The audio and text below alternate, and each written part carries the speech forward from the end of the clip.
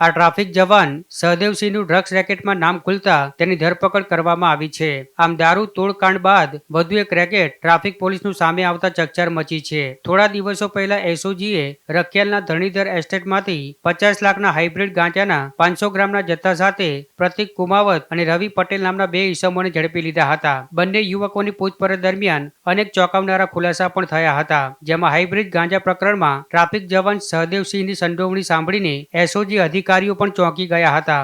ઝડપાયેલ બંને યુવકોએ પોલીસનો માલ હોવાનું જણાવ્યું હતું અને બંને યુવકો હાઇબ્રિડ ગાંજો સહદેવસિંહ પાસેથી લાવ્યા હોવાની કબૂલાત કરી હતી. ત્યારે હાઇબ્રિડ ગાંજા પ્રકરણમાં નામ ખુલતા ટ્રાફિક પોલીસ સહદેવસિંહની ધરપકડ કરવામાં આવી છે.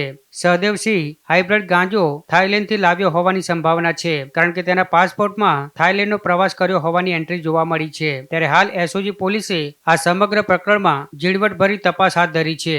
મૂળ ધોળકા તાલુકાના ભાલોદ ગામના વતની અને હાલ નિકોલ અમૃતપાક સોસાયટીમાં વસવાટ કરતા સહદેવસિંહ વર્ષ 2007ની બેચમાં પોલીસમાં જોડાયા હતા અને ટ્રાફિક વિભાગની ઇન્સ્પેક્ટર વાનમાં હાઈવે પર પેટ્રોલિંગની ફરજ બજાવતા હતા.